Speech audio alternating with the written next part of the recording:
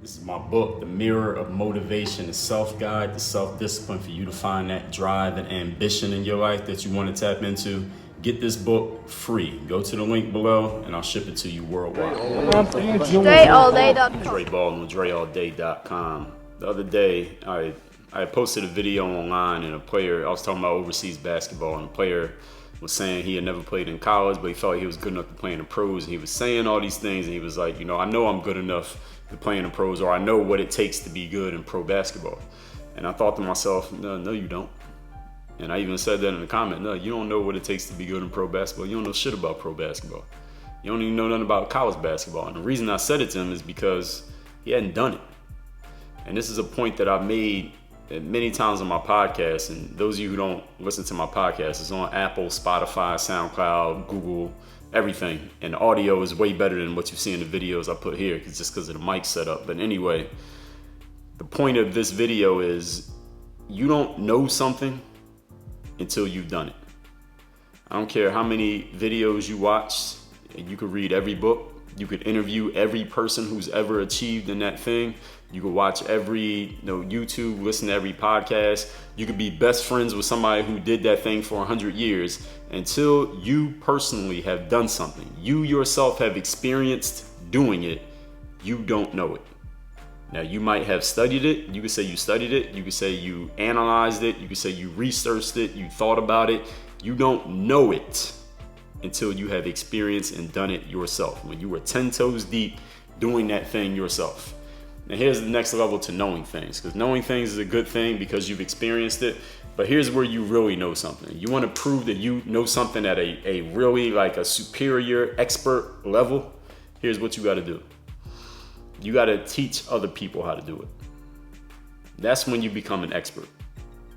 There's a lot of sayings people have about what expertise is. Somebody says an expert is a person who knows more. The legal definition of a subject matter expert, technically, is a person who knows more than whomever they're talking to. So if I'm talking to 10 people and I know more about, playing tennis than you, even though I never played tennis, then I'm the expert in the room. Legally, I am the expert in the room. But on a wider scale, people say an expert is a person who's made every mistake in a certain area, or a person usually means you've done a certain amount of things. Maybe you wrote a book, you have this credibility. That's what makes you an expert. Expert is really just somebody deciding to say that they're an expert, as long as you can prove it to whoever is questioning you or whatever you've done. So here's what I say also makes you an expert. I agree with those two, but here's what also makes you an expert.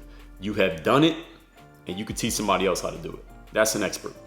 And here's the thing, one thing I say about basketball, you get a lot of players who play ball professionally, then they stop playing and they try to become like coaches or trainers, or they go into the front office, or they become analysts. Any of y'all watch any of these talking heads TV shows and you see a former, we'll just talk basketball, that's a sport that I know.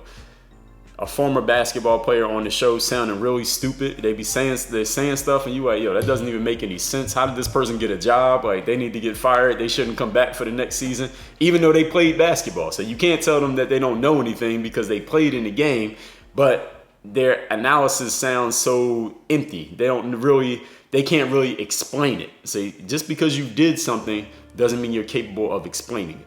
And just because you can explain something doesn't mean you've done it. Is when you can combine the two. You did it and you can explain it.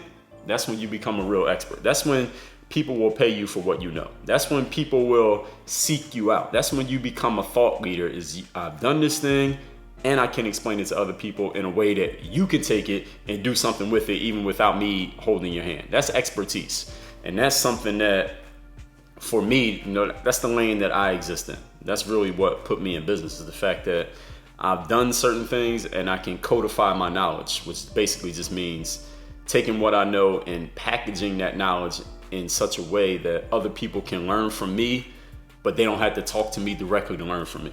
That's what writing a book is. That's what a podcast is. That's what an online course, all that's codification. Taking what you know, packaging it for other people to learn from, and you don't have to be there for them to get the information. But anyway, the point that I'm making here is, if you want people to believe you really know something at a high level, first of all, let me back up. Don't say you know something until you've done it. I don't care what you watched, saw, heard. Just because you hang with somebody, like I talk to players sometimes. They'll say, you know, I played against a dude who plays overseas, so I know I can play overseas. And no, the fuck you can't. You played in the rec league against some dude who played in the NBA and you had 20 points. That don't mean you can play in the NBA. Your best friend plays overseas. That don't mean you can play overseas. You worked out with 10 dudes who just signed a deal in the G League. That don't mean you can play in the G League. It does not mean you can do anything just because you stood next to somebody who did it. Let me repeat that point, because I see this a lot these days. People stand next to somebody. When I say stand next to, that means you are associated in some way, whether they're your friend, they were your opponent, you worked out against them, you played against them, you're best friends with them, you know, you were there when they were doing all their things to get to where they're at. Just because you're associated with a person who has achieved something does not mean you have achieved it. You didn't achieve it. Like what Drake say in the song, you wasn't with me shooting in the gym.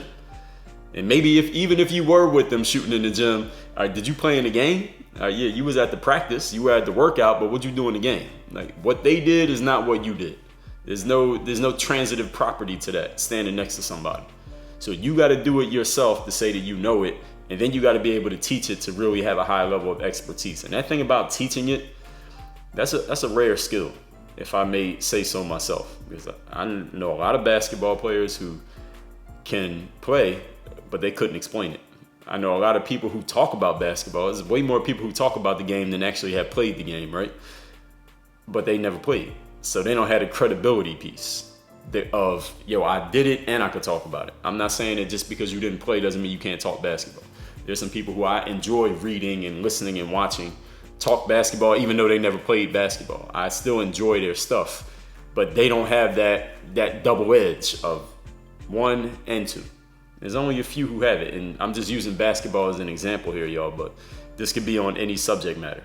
This could be talking writing books, electronics, technology, whatever.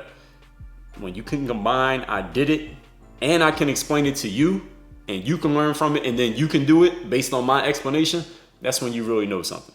So all of y'all out there who want to get to that level of expertise where people are paying you for your knowledge, where your knowledge becomes your business. And again, that's the category that I'm in. My knowledge is my business. Like my business is run on the things that I know and the fact that I can codify what I know and I can sell it to other people, whether as a keynote speaker, as an author, as making a video, even if I put the video out for free, putting something on Instagram, blogging, podcasting, whatever. I take what I know out of my head, package it up in a way that you can understand it and get something out of it, and then I sell it to you. That's what I do. If you want to get to that level, you have to have both credibility pieces, because that first piece will get people to pay attention to you, because you can say, yo, I did this. And people will say, okay, now I'm going to listen to what you got to say because you did that. Now, the second piece is you still have to be able to explain it in such a way that people can get it and value it. Because if you can't explain it, then it doesn't matter that you did it, because nobody can get anything from you. It's all within you, but you can't get it out. You understand what I'm saying? So it's knowing it and teaching it. That's what makes you an expert. You want to learn more about being an expert? I got an audio masterclass on codifying your knowledge. That's at workonmygame.com. Not work on your game, but work on mygame.com. Work on yourgame.com. We about to get that too, but work on mygame.com. That's where you can get that. Work on your game. Dre all day.